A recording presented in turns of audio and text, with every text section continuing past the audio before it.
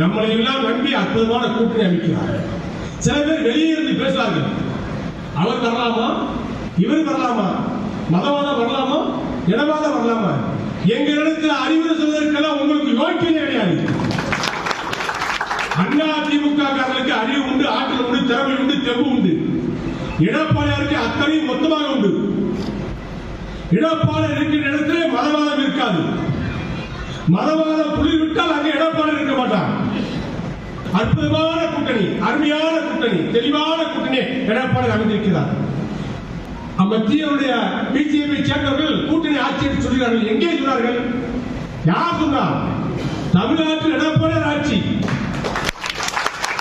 அதிமுக கூட்டணி ஆட்சி என்று சொன்னார்கள். அதிமுக கூட்டணி ஆட்சிக்கு வரும். இதுதான் அர்த்தம் ஒழிய அதிமுக தலைமை எடப்பாடி தலைமையில் அம்மாவுடைய ஆட்சி தான் தமிழ்நாட்டில் வரும்.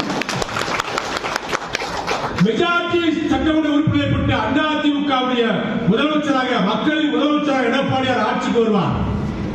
எல்லா சமுதாய மக்களையும் தமிழ்நாட்டில் எடப்பாடியை தாண்டி இங்கே எந்த வாதத்துக்கும் இடம் இருக்காது.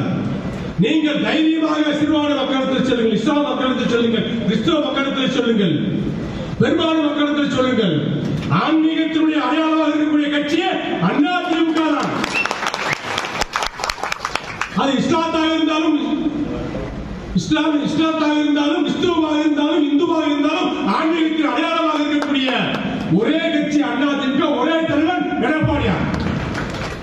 ஆக எதை சொல்லியும் அதிமுக மக்களுக்கு பிரிக்க முடியாது. எடப்பாடியாரை யாரை சொல்லியும் கூட்டணி எடப்பாடியாரை தூண்டிவிட்டு உடைக்க முடியாது.